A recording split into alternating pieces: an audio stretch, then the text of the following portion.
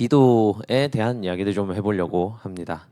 오늘 우리가 읽은 말씀은 예수님께서 돌아가시기 전, 잡히시기 전에 제자들을 위해서 또 그들 예수님과 함께했던 이들을 위해서 기도했던 내용입니다. 우리가 이제 기도라고 하면 다양한 이제 역할들을 한다라고 생각을 하는데 특별히 오늘 기도의 역할은 그 사람들을 이어주는 연결성에 대해서 한번 이야기를 해보려고 합니다. 사람들은 참 다양한 개성을 지니고 있는 것 같아요. 다양한 기분들을 느끼고 다양한 개성들을 가지고 있고 똑같은 것 하나를 보더라도 다양한 표정과 다양한 그 감정의 과정들을 가지는 것 같아요. 그리고 그 다름이 어떻게 보면 서로에게 좀 좋게 작용할 때도 있지만 안 좋게 작용할 때도 있는 것 같아요. 분열되기도 하고 갈등을 빚기도 하고 또 서로에게 마음을 주고 받으려고 할 때마다 그 다름이라고 하는 것이 장벽이 돼서 서로를 멀게 하는 그런 상황들이 생기는 것 같아요. 그런 다양한 사람들 속에서 우리가 진짜 사랑을 느끼고 진짜 이 사람과 공감되고 교감돼서 연결되었다는 감정을 느끼는 순간이 얼마나 될까 이런 생각들을 해보게 됩니다. 우리가 주변에 있는 사람들과 진짜 사랑을 느끼는 순간이 얼마나 될까라는 생각을 해보게 됩니다. 그런데 오늘 예수님의 기도를 자세히 보다 보니까 한 가지 발견되는 것은 뭐냐면 예수님이 이 함께 하셨던 사람들을 너무도 사랑하셨고 또 이 기도를 통해서 하나님을 통해서 사람들과 연결되어 가려 한다라는 것을 느끼게 됩니다. 특별히 아버지의 것을 내가 받아서 이들에게 전달했고 이들도 나와 함께 같은 것을 누리고 있다라는 이 예수님의 고백을 통해서 이런 기도를 통해서 기도가 우리에게 어떤 역할을 해주는가 서로에게 연결되어지고 서로의 마음을 깨닫게 하고 또 아버지 하나님을 통해서 한 마음을 가지게 하는 역할을 기도가 하고 있다 이렇게 생각이 되어집니다. 그런 점에서 그리스도인의 삶에서 필수적인 것이 무엇인가라고 보니 기도겠다라는 생각이 들어집니다. 그리스도인의 삶에서 필수적인 것이 기도이다라는 생각이 들어집니다.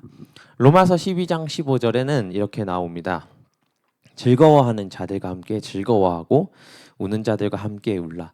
함께 공감하고 서로 하나 되는 것들을 강조하게 됩니다. 특별히 마지막 때다, 어려운 때다라고 생각이 되어질 때마다 함께 울고 웃는 과정들이 필요하다라고 표현을 합니다. 이 함께 울고 웃는 과정에서 우리가 어떻게 하면 그 과정들을 자연스럽게 할 수 있을까?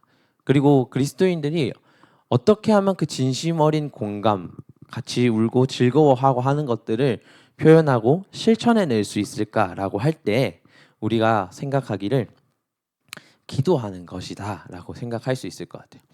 우리가 가령 이렇게 모여서 여러분들이 앉아서 옆에 있는 친구들과 한 주 어려웠던 이야기들 함께 나누고 기도 제목 나누고 함께 기도해 봅시다라고 하면 사실 좀 어렵잖아요. 같이 공감해 주세요라고 하면 어렵단 말이에요. 뭔가 머쓱하기도 하고 물어보기도 괜히 좀 민망하기도 하고. 근데 우리가 예배 중에 한 기도 제목을 같이 공유하고 우리가 수련회나 이런 데를 가서 누군가 우리 함께 기도해 줍시다라고 얘기를 한다면 그 어려움을 살펴보는 것, 누구한테 그 어려움이 있었는지, 아픔이 있었는지 그걸 위로해 준 게 어렵지 않게 되잖아요. 그 장벽이 허물어지는 것들을 느낀다는 겁니다. 그래서 그리스도인들이 하나 될 수 있는 가장 귀한 방법, 가장 쉬운 방법은 어떻게 보면 서로를 위한 기도가 있다라는 것을 우리가 느끼게 됩니다. 요한복음 11장 33절에서 36절에는 예수님이 그 사람들과 살아가면서 그들의 삶에 어떻게 녹아져 있고 그들의 삶에 어떻게 공감해주고 그 공동체를 어떻게 이끄셨는지 볼 수 있는데 여기에 예수께서 그가 우는 것과 또 함께 온 유대인들이 우는 것을 보시고 심령의 비통히 여기고 불쌍히 여기사 이르시되 그를 어디에 뒀냐 이르되 주여 와서 보옵소서 하니 예수께서 눈물을 흘리시더라. 이에 유대인들이 말하되 보라 그를 얼마나 사랑하였는가 하며 이렇게 나와 있어요. 예수님이 우리와 함께 살아가실 때 그냥 함께 살아가신 게 아니라 우리를 사랑하시고 그가 가진 무언가를 내어주고 그 내어주는 과정에 함께 울며 웃고 또 그 사람들을 불쌍히 여기는 과정들이 있었다는 거예요. 그리고 예수님이 이런 과정들을 겪을 때마다 늘 함께 따라다녔던 게 뭐냐면 예수님이 그들 가운데서 기도하시는 장면들이 늘 따라붙더라는 거예요. 오병이어의 사건을 보면 그때도 부족함 있는 사람들, 어려운 사람들, 줄인 사람들, 그 안에서 함께 이룰 수 없는 사람들이 함께 모여서 함께 하는 과정 가운데 예수님이 그냥 떡을 떼어 주시고 나눠 주시고 먹을 걸 나눠 주신 게 아니라 하나님께 축사하고 기도하시고 하나님의 것을 나눈다라는 생각을 가지고 있었다는 거예요. 그래서 오병이어 사건이 끝난 뒤에 사람들이 찾아와서 우리에게 먹을 것을 준 이 사람을 왕으로 만들자 했을 때 예수님이 나타내신 반응이 뭐냐면 나는 그걸 주러 온 게 아니야 였어요. 나는 너희 먹을 걸 주러 온 사람이 아니야. 그러니까 하나님의 나라를 공유하고 그 안에서 함께 할 수 있는 것들을 공유하는 그런 기도하는 것들을 공유하는 그런 모습을 예수님이 보이셨다라는 거예요. 그러니까 그리스도인에게 무엇을 공유해야 합니까? 무엇을 통해서 사람들과 공감해야 됩니까? 하나 돼야 됩니까? 라고 할 때 우리는 기도를 통해 하나 될 수 있다라는 것을 이야기할 수 있을 것 같다라는 겁니다. 그러니까 예수께서 눈물을 흘리시며 공감을 하시면서 하신 것은 그냥 감정적인 공감이 아니었다는 거예요. 그들의 삶 가운데 하나님께로부터 받은 이거 무언가가 흘러가길 바라고 그것을 흘려 보내기 위해서 함께 기도하는 삶을 살아가셨다라는 거예요. 요즘은 어제 이제 전도사님들하고도 목사님들하고도 얘기를 했지만 바빠요. 너무 바빠요. 사람들이 너무 바빠서 우리가 중고등부를 어디 가더라도 사실은 토요일 날 모이기 힘들고 주일 날 모이기가 너무 힘들어요. 여러분들 너무 바쁜 거 잘 알고 그 시간을 달라고 하기가 어려워요. 심지어는 여러분들도 학교나 세상 가운데 가서 나도 바쁘고 너도 바쁜데 내 삶 신경 쓰기도 바쁜데 도대체 우리가 어떻게 다른 사람들에게 뭘 하라는 말입니까? 이렇게 헌신하라는 말입니까? 이렇게 얘기를 하면 사실 쉬운 답들이 없습니다. 근데 그 가운데서 여러분들이 가장 최소한 실천할 수 있는 게 무엇일까라고 생각을 해보면 우리가 기도하는 것 그것은 할 수 있다라는 거예요. 하나님 안에서 저 사람이 하나님의 인도를 받기를 기도하는 것 그리고 우리 공동체와 하나 되게 하는 것은 여러분들이 가능하다라는 거예요. 그래서 믿음의 항해는 혼자 떠나는 여정이 아니잖아요. 혼자 나서는 여정이 아니잖아요. 기도가 그 혼자 나서지 않게 만들어주는 요소가 된다는 겁니다. 한 하나님을 향해서 한 기도 제목을 가지고 한 방향성을 가지고 기도하는 것 그것만으로 서로 달라져 있는 사람들이 한 점으로 모이게 하는 귀중한 요소가 된다라는 겁니다. 로마서 12장 16절에는 서로 마음을 같이하여 높은 데 마음을 두지 말고 도리어 낮은 데 처하며 스스로 지혜 있는 채 하지 말라 이렇게 나와 있어요. 서로 마음을 같이 하는 법. 내가 남들을 나보다 높게 여기고 내가 겸손한 자세로 누군가를 섬길 수 있는 가장 첫 걸음이 무엇일까라고 한다면 서로 한 마음을 가지고 기도해 주는 거예요. 내가 누군가를 위해 기도한다라는 것 자체가 내가 그 사람을 위하는 마음이 있다라는 거잖아요. 내가 낮아지지 않은 사람은 절대로 기도할 수 없어요. 기도해 줄 수 없어요. 서로 마음을 같이 한다는 건 서로 같은 목적, 같은 방향을 보면서 낮은 마음으로 누군가를 위해서 빌어준다는 거예요. 그리고 성경은 악으로 선을 이기고 화목하라라고 하고 있어요. 근데 우리가 해봐서 알잖아요. 우리에게 악이라는 것이 왔을 때, 우리에게 유혹이라는 것이 왔을 때 혼자서 견뎌낼 수 없는 거예요. 나 혼자 기도해봤잖아요. 그죠? 나 혼자 기도해봤지만 사실 나 혼자만의 기도로 이룰 수 없는 것들이 있다라는 말이에요. 근데 함께하는 기도는 연결되어진 기도는 그 악을 이길 수 있는 힘을 키워준다라는 겁니다. 성경에는 세 겹줄은 끊어지지 않는다라는 격언이 있어요. 그 말은 뭐냐면 나 혼자서 무언가를 이겨내려고 할 때보다는 내 옆에 하나님께서 주신 지체들과 함께 연결되어졌을 때 더 큰 힘을 발휘한다라는 뜻이에요. 우리가 기도라는 것을 통해서 그 연결됨을 실천할 수 있다는 것. 그 중보하는 서로를 돕는 기도가 더 큰 악을 이길 수 있게 하는 힘을 공동체에 준다라는 거예요. 우리는 사실은 머리로는 알고 있어요. 기도해야지. 근데 기도할 때 가장 중요한 거는 나를 위한 기도를 하는 게 아니에요. 오늘 예수님의 기도를 잘 살펴보면 어떤 것을 기도하냐면 하나님의 것이 나에게 오기를 기도하고 있어요. 두 번째는 하나님으로부터 온 이것이 전달되어지기를 기도하고 있어요. 그리고 전달된 그곳에 있는 사람들이 똑같은 하나님을 경험하기를 기도하고 있어요. 기도를 통해서 연결되어진다라고 하는 것은 이런 거예요. 여러분들이 하나님으로부터 공급받는 기도를 해야 하고 여러분들이 공급받은 그 기도의 능력을 누군가에게 전할 수 있는 그런 기도를 해야 한다는 겁니다. 그렇게 되면 하나님 안에 한 마음을 가지고 함께 웃고 우는 사람들로 나아간다라는 겁니다. 사람은 제약을 가지고 있어요. 어떤 제약을 가지고 있냐면 시간의 구애를 받아요. 시간이 지나면 이 사람과 내가 함께 있을 수 없게 되는 때가 와요. 장소의 구애를 받아요. 내가 이 사람과 같은 장소에 있을 땐 이 사람을 보고 이야기하고 그 마음을 알 수 있지만 내가 멀리 떨어지게 되면 그 사람의 마음과 생각을 알 수 없게 된단 말이에요. 근데 기도라고 하는 것은 이 시간과 공간을 그 공간의 제약을 없애주는 역할을 해요.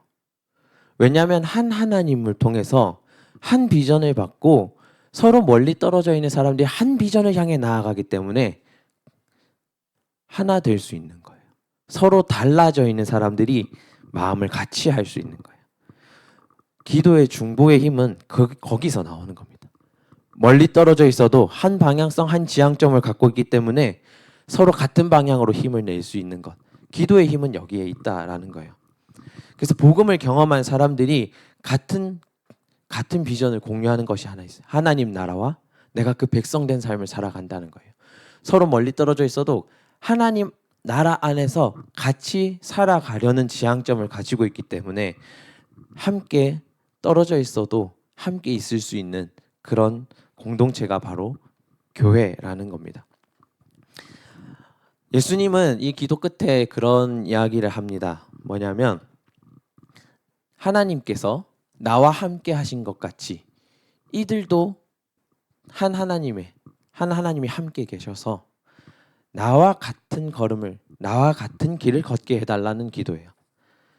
나에게 주신 영광처럼 이들도 하나님 진리의 말씀을 통해서 하나님의 영광에 함께 이르게 해달라는 기도예요. 기도라는 건 결국 그 하나님께서 주시는 그 하나님 나라와 그 영광에 함께 참여하게 하는 귀한 역할을 하는 거예요. 우리에게 기도가 기도가 왜 귀중한가라고 한다면 우리가 삶이 줄 수 있는 제약을 기도를 통해서 벗어날 수 있기 때문이에요. 하나님을 통해서 벗어날 수 있기 때문이에요. 그래서 기도라고 하는 것은 그리스도인들에게서는 포기되어져서는 안 되는 또 교회로서는 계속 지켜 나갈 수밖에 없는 그런 필수적인 요소가 된다라는 겁니다. 여러분들도 여러 가지 기도의 제목들이 있다는 걸 합니다. 그래서 여러분들 나름대로 꿈꾸는 비전들 또 자기의 삶을 위해서 기도하는 것들이 있을 거예요. 근데 여러분들의 기도는 거기서 멈춰야 되는 게 아니라 한 단계 더 나아가야 됩니다. 뭐냐면 내가 가지고 있는 그 하나님의 충만함을 나도 누군가가 공유할 수 있게 해달라는 기도예요. 그리고 이제는 뭔가 같은 그냥 장소 한 공간 안에 있는 교회들만 생각하는 것이 아니라 같이 신앙을 같이 공유하고 있는 수많은 교회들을 향한 기도가 여러분들에게 있어야겠다라는 거예요. 그렇게 교회가 한 교회 한 교회가 따로 있는 게 아니라 다 함께 나아가는 교회로 나아가야겠다는 지향점을 여러분들이 가지고 기도를 해야겠다라는 겁니다. 그리고 한 가지 더 기억해야 될 것은 여러분들이 그 기도하는 공동체 가운데 있다면 여러분들을 위해 기도하는 누군가도 있다는 것을 기억해 주셨으면 좋겠습니다. 여러분들은 여러분들의 자리에서 기도하고 있지만 혼자 기도하고 있는 것이 아니라 여러분들과 같은 하나님 나라의 꿈을 가진 누군가가 여러분들이 기도하는 순간에 함께 기도하고 있다는 사실을 꼭 기억하고 기도의 자리를 지켜 나가셨으면 좋겠습니다. 그러니까 여러분들이 사역할 때, 여러분들이 교회에서 뭔가를 이루어 나갈 때 기도하십시오. 기도하면 그 순간에 누군가는 여러분들과 함께 기도하고 있다는 걸 꼭 기억하셨으면 좋겠습니다. 네, 오늘 결단 찬양하면서 예배를 마치겠습니다. 오늘 결단 찬양은 누군가 널 위해 기도하네입니다. 여러분들 이 찬양은 전도사님이 초등학교 때부터 진짜 질리도록 들었어요. 전 어머니가 아침에 일어나면 기상송이었어. 어머니 아침에 일어나면 우리가 안 일어나고 있으면 카세트 테이프를 딱 들어요. 그땐 카세트 테이프 썼거든. 카세트 테이프를 딱 틀면 한 3번 트랙인가 이게 이제 흘러나와요. 그러면은 눈 살짝 비비면서 일어나서 준비하고 이랬던 기억이 있습니다. 전도사님이 초등학교 때부터 들어서 고등학교 갈 때까지 그 테이프가 있었어요. 그래서 고등학교 때까지 들었는데 나중에 고등학교쯤 돼서 다시 이 테이프를 들었을 때 나름대로의 조금 감동이 있었습니다. 뭐냐면 그날 지쳐서 집에 들어왔어요. 고3이었으니까 막 새벽같이 계속 뺑뺑이 돌았잖아요. 여러분들처럼. 집에 왔는데 이게 맞나 이 생각이 들었어요. 비전이 확실한가 물어보면 또 그렇지도 않았어요. 그렇지도 않았고 근데 단지 그냥 내가 그리스도인이니까 내 업에는 성실해야 된다는 생각을 가지고 이제 공부하던 시점이었는데 지쳐서 딱 앉았는데 너무 외로운 거지. 너무 외로운 거지.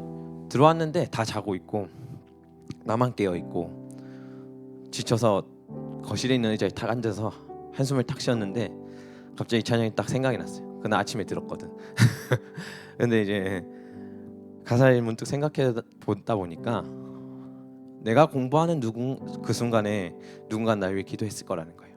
내가 오늘 힘든 그 순간에 누군가는 날 위해서 기도했을 거라는 거예요. 여러분, 내가 교회에서 그냥 혼자 답답해서 기도하는 순간에 누군가는 그 순간에 같이 기도했을 거라는 거예요.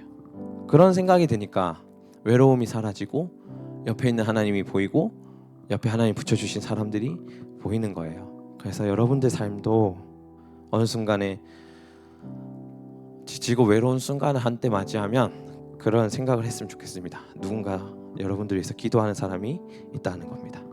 우리 결단 찬양하면서 나아가겠습니다.